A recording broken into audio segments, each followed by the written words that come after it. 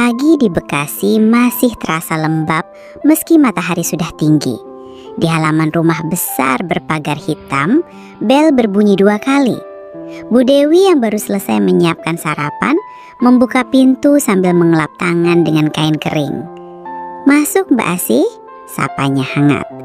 Perempuan muda di depan pintu mengangguk cepat, tersenyum gugup namun ramah, membawa tas besar di punggung dan kantong plastik berisi barang pribadi.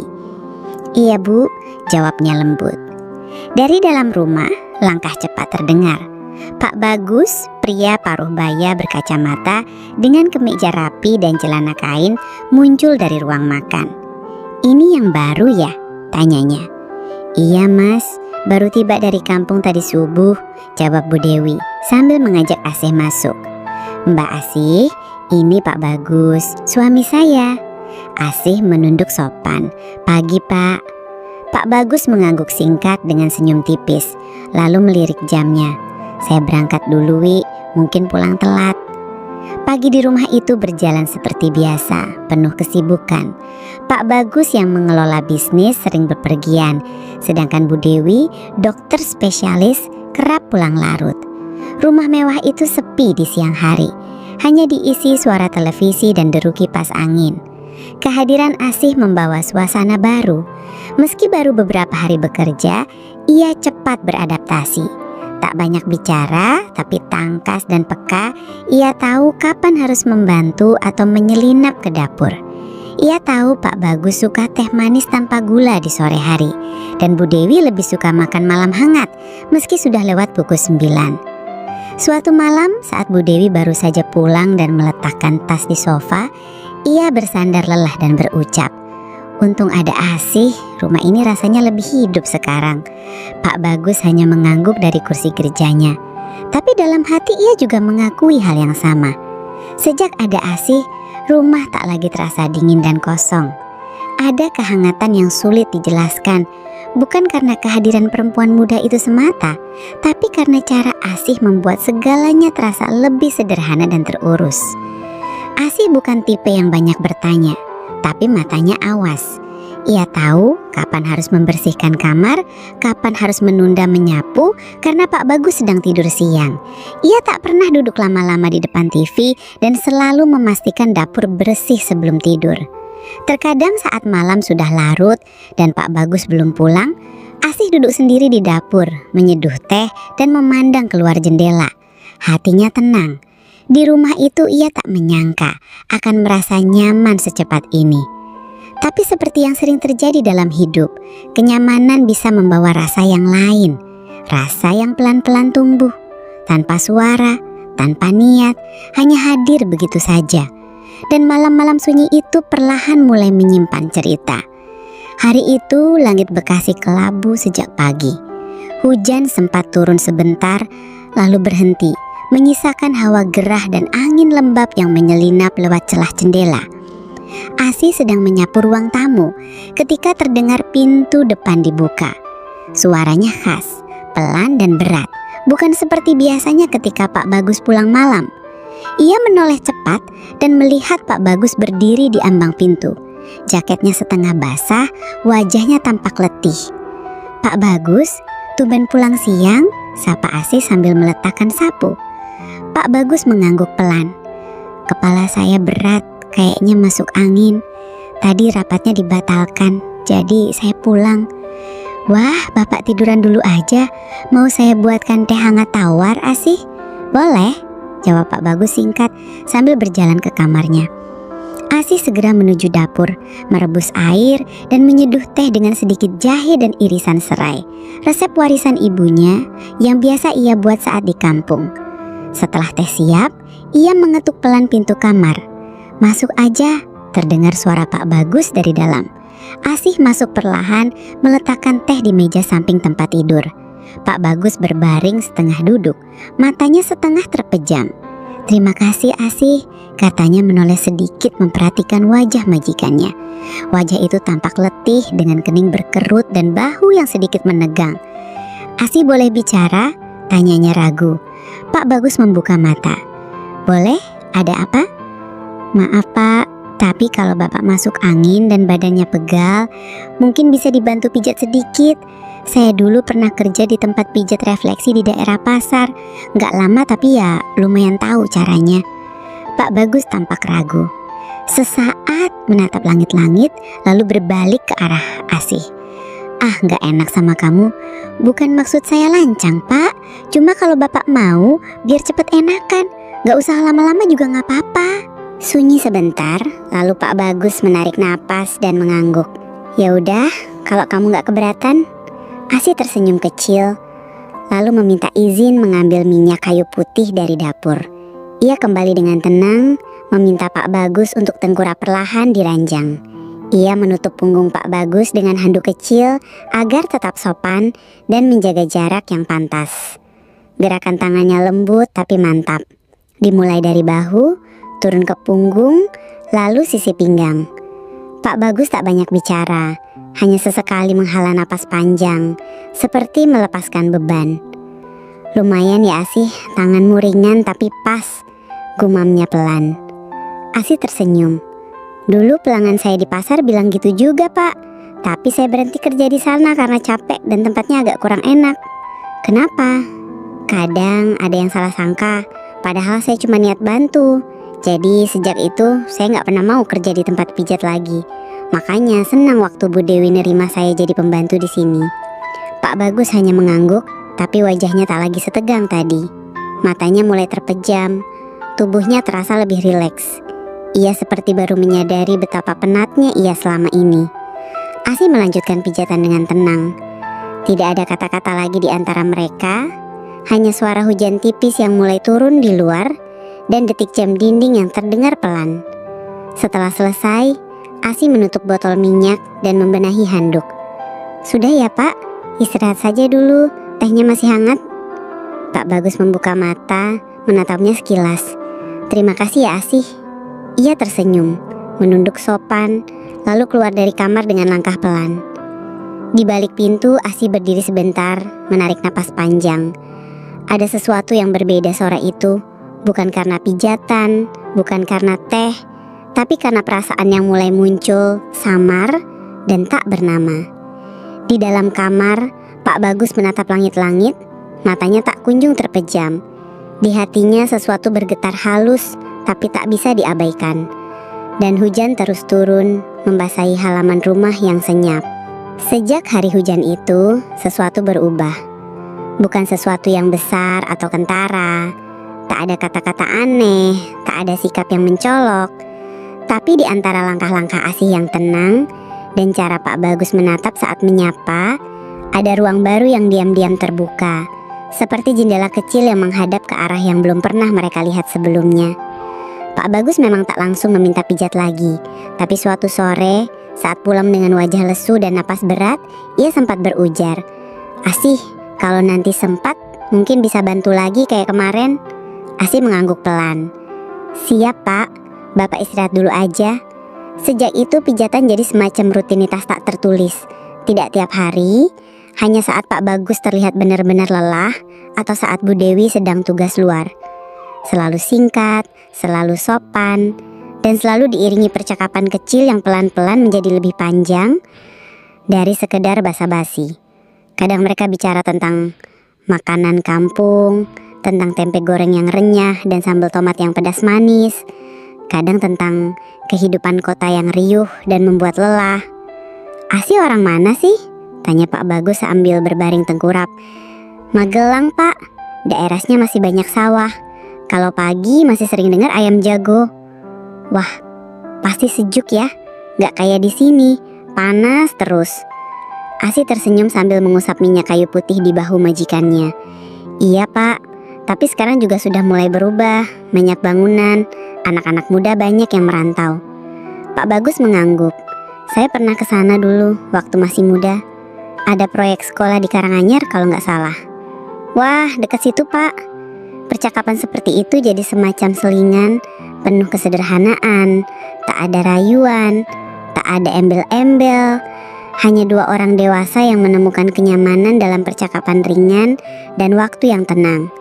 Tapi manusia, sekuat apapun menyimpan batas, tetap punya hati yang bisa bergerak tanpa izin. Suatu sore, setelah pijatan selesai, Pak Bagus belum juga bangun dari posisi tengkurap. Ia tetap diam, napasnya teratur. Asih ragu sebentar. "Sudah selesai, Pak?" Pak Bagus menjawab tanpa menoleh.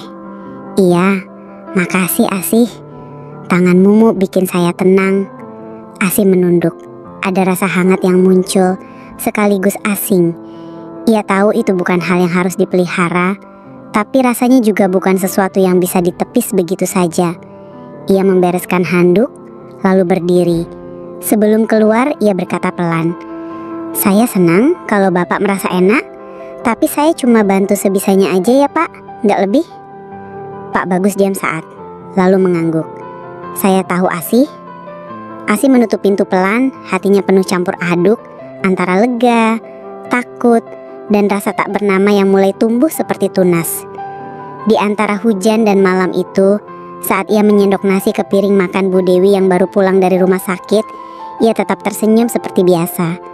Tapi jauh di dalam hatinya, ia tahu ini bukan lagi sekedar pekerjaan. Di kamar atas, Pak Bagus duduk di depan laptop, mengetik sesuatu tapi pikirannya tak berada di layar. Ingatannya kembali ke tangan Asih yang hangat dan kalimat terakhir yang diucapkannya. Ada garis batas yang baru saja digambar, tipis tapi nyata. Dan di antara mereka, keheningan mulai memiliki makna yang lebih daripada sekedar sunyi. Hujan turun deras malam itu. Petir menyambar sesekali, menyisakan dentuman yang menggema sampai ke ubin rumah. Listrik padam sekitar pukul 8 malam. Rumah besar itu mendadak gelap, hanya diterangi lampu darurat di ruang makan dan cahaya lilin kecil yang dinyalakan Asih di dapur. Bu Dewi sedang tugas luar selama 2 malam. Pak Bagus baru pulang ketika hujan sudah turun deras. Jas hujan masih menempel di punggungnya saat ia masuk rumah dengan napas berat. "Listrik mati ya?" tanyanya sambil melepas sepatu. "Iya Pak," katanya, "gardu di kompleks kena petir," jawab Asih dari dapur. Ia sedang menuangkan air hangat ke dalam cangkir. "Dingin banget di luar," ucap Pak Bagus pelan. Ia menggeliat sebentar, lalu berjalan ke ruang makan, duduk di dekat lilin yang menyala redup. Asih menghampiri, meletakkan secangkir teh panas di depannya. "Bapak kedinginan?" tanyanya sambil berdiri. "Lumayan, punggung rasanya pegel semua." Asih ragu sejenak. "Mau dipijitin Pak? Tapi di ruang tamu aja ya, biar deket lilin." Pak Bagus mengangguk. "Boleh, tapi sebentar aja." Mereka pindah ke sofa panjang.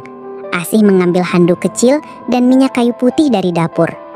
Saat kembali, Pak Bagus sudah duduk membelakangi lilin, membiarkan kemejanya digulung sampai siku.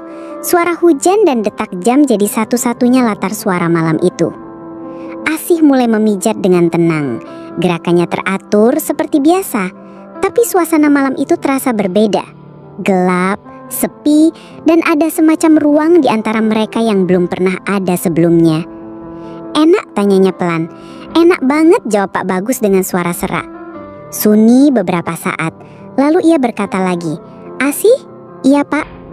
Pak Bagus tak langsung menjawab. Lama ia diam, lalu suaranya keluar pelan, seakan ia sendiri ragu ingin mengatakannya. "Kamu pernah merasa sendirian tapi gak tahu kenapa?" Asih berhenti memijat sebentar. "Pernah Pak, sering malah." Pak Bagus menghela napas. "Rumah ini besar, istri saya baik, tapi entah kenapa kadang saya merasa kosong, kayak orang yang cuma jalan dari satu tugas ke tugas lain." Asih menunduk, tangannya berhenti sejenak, lalu kembali mengusap punggung Pak Bagus dengan lembut. "Saya ngerti Pak, di kampung dulu juga gitu. Ada orang yang tiap hari kerja keras, punya sawah, anak-anaknya nurut, tapi wajahnya tetap capek, hatinya sepi." Pak Bagus menoleh sedikit. "Dan kamu gak merasa sepi di sini?" Asih tersenyum tipis. "Kadang, tapi kalau terlalu dipikirin bisa tambah berat Pak. Jadi saya sibukkan diri aja." Sunyi kembali menyelimuti mereka. Tapi kali ini bukan sunyi yang canggung. Ada kehangatan pelan-pelan menyusup di sela-sela suara hujan dan pijatan ringan di punggung. Pak Bagus memejamkan mata. "Asih, kamu baik, terlalu baik malah." Asih menahan napas, jantungnya berdetak lebih cepat. Tapi ia tetap diam, tak menjawab. Pak Bagus membuka mata, lalu berkata pelan, Kalau saya bilang saya nyaman deket kamu, itu salah ya? Asih meletakkan tangan di pangkuan, berhenti memijat. Ia menunduk lama sebelum menjawab dengan suara hampir tak terdengar. Saya cuma pembantu di rumah ini, Pak. Tapi saya juga manusia. Kadang hati bisa merasa hal yang gak seharusnya. Air matanya menetes tanpa suara. Ia tak tahu kapan tepatnya perasaan ini tumbuh. Tapi malam ini, dengan gelap, hujan dan keheningan, semuanya seperti menyeruak tanpa bisa ditahan. Pak Bagus bangkit perlahan, duduk tegak, menatap wajah Asih yang tertunduk. Maaf, ucapnya pelan. Saya gak mau bikin kamu sedih. Asih mengangguk, masih menunduk. Saya juga minta maaf, Pak. Saya terlalu nyaman. Tapi saya gak mau ngelangkahin Bu Dewi. Pak Bagus memejamkan mata, menggenggam tangannya sendiri. Setelah beberapa saat ia berdiri, berkata pelan, "Istirahat aja, Asih. Besok pagi saya antar kamu belanja ke pasar." Asih hanya mengangguk lagi, lalu berdiri dan berjalan ke dapur, mengambil cangkir teh yang sudah dingin. Malam itu masing-masing kembali ke kamar, tapi di hati mereka, sebuah percakapan tak bersuara terus berulang tentang rasa, batas, dan ruang-ruang yang tak pernah diucapkan. Beberapa minggu setelah malam hujan itu, hubungan antara Pak Bagus dan Asih berjalan seperti biasa. Setidaknya di permukaan, tidak ada kata-kata yang melampaui batas, tidak ada gerakan yang mencurigakan. Tapi di antara mereka, ada sesuatu yang tetap tinggal sejak malam lampu padam itu. Sebuah kedekatan yang tak sepenuhnya bisa dibungkam. Bu Dewi kembali sibuk, beberapa kali harus dinas keluar kota, kadang sampai 3 hari.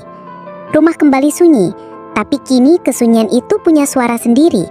Langkah ringan Asih di pagi hari, denting sendok di dapur, dan suara pelan Pak Bagus yang sesekali memanggil Asih. Ada waktu sebentar, sore itu rumah terasa lebih sepi dari biasanya. Hujan baru saja reda, udara lembab menyusup masuk lewat jendela yang terbuka. Pak Bagus pulang lebih awal dari kantor, tubuhnya tampak lelah, dan ia berjalan langsung ke ruang tamu tanpa bicara banyak. Asih sedang membersihkan rak buku di pojok ruangan. Ia melirik Pak Bagus sebentar, lalu mendekat dengan sopan. "Bapak mau teh hangat?" Pak Bagus mengangguk, tapi suaranya terdengar berat. "Kalau bisa sekalian pijat sebentar, pinggang saya pegel sekali." Asih ambil minyak dulu ya, lalu melangkah ke dapur dengan hati yang mulai berdebar. Ruang tamu sore itu hanya diterangi cahaya matahari senja yang kemerahan. Asih menyiapkan handuk kecil seperti biasa, lalu duduk di belakang Pak Bagus yang sudah setengah berbaring di sofa panjang. Ia mulai memijat perlahan, diam. Tapi kali ini, suasananya terasa berbeda. Bukan hanya karena rumah sedang benar-benar kosong, tapi karena hati mereka pun seperti telah lama menunggu momen ini. Pak Bagus menghela napas pelan, lalu berkata, "Asih, kamu tahu kan, saya selalu jaga jarak. Tapi saya nggak bisa pura-pura nggak merasa apa-apa." Asih terdiam, tapi tangannya tetap bekerja dengan tenang. Ia menunduk, lalu menjawab, "Saya juga ngerasain, Pak. Tapi saya takut kecewa, takut salah. Apalagi Bu Dewi baik banget." "Saya juga takut," kata Pak Bagus. "Tapi tiap kali kamu dekat, saya merasa tenang. Seolah kamu satu-satunya tempat saya bisa diam tanpa harus menjelaskan apa-apa." Seketika dunia terasa berhenti. Tak ada suara kendaraan, tak ada jam berdetak. Hanya dua hati yang sedang mencari jalan, walau tahu jalan itu belum tentu benar. Pak Bagus perlahan menggenggam tangan Asih yang masih di bahunya. Asih menoleh dan mata mereka bertemu. Tak ada ciuman, tak ada pelukan, hanya tatapan panjang yang mengisyaratkan rasa yang tak bisa diucapkan. Rasa yang selama ini tertahan, tapi perlahan mengalir seperti aliran air hangat. "Asih, takut," bisiknya. "Saya juga takut," jawab Pak Bagus. "Tapi saya gak akan maksa. Kamu bisa pergi sekarang juga kalau kamu mau." Asih menarik napas panjang, lalu menunduk. "Saya gak mau pergi, Pak. Tapi saya juga gak mau ini jadi salah." Pak Bagus melepaskan genggaman, lalu duduk tegak. "Kalau begitu, kita diem saja, gak usah bilang apa-apa." Mereka duduk dalam diam, tapi dalam diam itu, semuanya sudah dikatakan. Sore itu berakhir dengan sunyi yang tak biasa. Tak ada yang dilanjutkan, tak ada yang dituntaskan. Tapi setelah momen itu, mereka tahu. Mereka pernah sampai di titik yang paling rapuh. dan tak semua yang rapuh harus dijatuhkan. Ketika malam datang dan lampu rumah dinyalakan, Asih menyeduh teh seperti biasa. Tapi kini ia melangkah dengan langkah yang lebih ringan, meski hatinya penuh gundah. Ia belum tahu kemana semua ini akan berujung, tapi ia tahu mulai hari ini tak ada lagi yang bisa sepenuhnya kembali seperti semula. Hari-hari setelah sore sunyi itu berjalan pelan. Tak ada perubahan yang terlihat dari luar. Asih tetap membersihkan rumah, menyiapkan sarapan, mencuci pakaian dan menyeduh teh seperti biasa. Pak Bagus tetap berangkat pagi dan pulang malam. Kadang menyapa ramah, kadang hanya mengangguk kecil. Tapi keduanya tahu, ada jarak baru yang tumbuh di antara mereka. Jarak yang tidak dingin, tapi juga tidak lagi semata-mata profesional. Jarak yang justru tercipta karena mereka sama-sama memilih untuk menahan, bukan mendekat. Suatu pagi yang cerah, Asih mengirimkan kabar dari kampung. Ibunya jatuh sakit, tak parah, tapi butuh perhatian. Ia duduk lama di dapur sore itu memandangi cangkir teh yang belum disentuh sambil menimbang banyak hal yang tak bisa ia ucapkan. Malamnya, ia memberanikan diri berbicara pada Pak Bagus. Pak Bagus menoleh dari kursi kerjanya. Iya Asih, saya mau izin pulang kampung, mungkin agak lama. Wajah Pak Bagus berubah. Ia diam sejenak sebelum menjawab. Kenapa ibu kamu? Asih mengangguk. Iya, beliau sakit. Saya nggak tenang kalau di sini terus. Pak Bagus mengangguk pelan. Kamu mau berhenti? Asih menatap ke bawah. Saya belum tahu Pak, tapi saya rasa memang sudah saatnya saya pulang. Bukan cuma karena ibu. Pak Bagus memandangnya lama, tak ada kemarahan, tak ada rayuan. Hanya sorot mata yang paham, penuh rasa tapi juga menerima. Kalau itu yang terbaik buat kamu, saya dukung. Asih mengangguk, tersenyum kecil. Terima kasih Pak, Bu Dewi juga sudah saya beritahu. Beliau malah yang bantu carikan tiket. Hari keberangkatan tiba lebih cepat dari yang mereka bayangkan. Bu Dewi sendiri yang mengantar Asih ke terminal bersama Pak Bagus. Di jalan mereka ngobrol ringan seperti biasa. Tapi di sela percakapan, Asih sesekali menoleh keluar jendela, menyembunyikan matanya yang mulai berair. Sebelum naik ke bus, Asih berdiri di hadapan Pak Bagus dan Bu Dewi. Terima kasih atas semuanya ya, Bu, Pak. Saya nggak akan lupa. Bu Dewi memeluknya hangat. Hati-hati di jalan ya, Asih. Kalau sudah tenang, kasih kabar ya. Pak Bagus hanya menatap Asih, senyumnya tipis. Jaga diri baik-baik ya. Asih menatapnya balik. Kali ini tak ada yang harus dikatakan. Semua sudah mereka simpan rapi di dalam dada masing-masing. Bis perlahan melaju. Dari jendela, Asih menoleh sekali lagi, melihat sosok Pak Bagus yang berdiri tegak. Tapi matanya jauh. Lalu semuanya perlahan menjauh, digantikan pemandangan sawah dan jalan raya yang panjang. Di dalam hatinya, Asih tak menyimpan penyesalan. Ia tahu rasa yang pernah tumbuh itu nyata. Tapi ia juga tahu, tak semua rasa harus diberi tempat untuk tumbuh liar. Ada yang cukup disimpan sebagai kenangan hangat, meski tak bisa dimiliki. Dan di rumah besar itu, Pak Bagus kembali duduk sendiri di ruang kerja. Teh di atas meja dibiarkannya dingin. Ia menatap keluar jendela, lalu tersenyum kecil. Asih, terima kasih, gumamnya pelan. Lalu ia kembali ke hidupnya, membawa satu pelajaran. Bahwa perasaan paling dalam kadang justru harus dilepas, bukan digenggam. Beberapa bulan kemudian, Asih mengirimkan pesan pendek ke nomor Bu Dewi. Ibu, terima kasih banyak. Ibu saya sudah sehat. Saya bantu-bantu di warung kecil sekarang. Hati saya tenang di sini. Salam untuk Bapak. Bu Dewi membacanya sambil tersenyum. Ia tak berkata apa-apa, hanya menyodorkan ponsel ke Pak Bagus. Pak Bagus membaca pesan itu hanya sebaris kalimat, tapi cukup untuk membuatnya diam sejenak. Lalu ia menatap langit sore di luar jendela dengan hati yang lapang.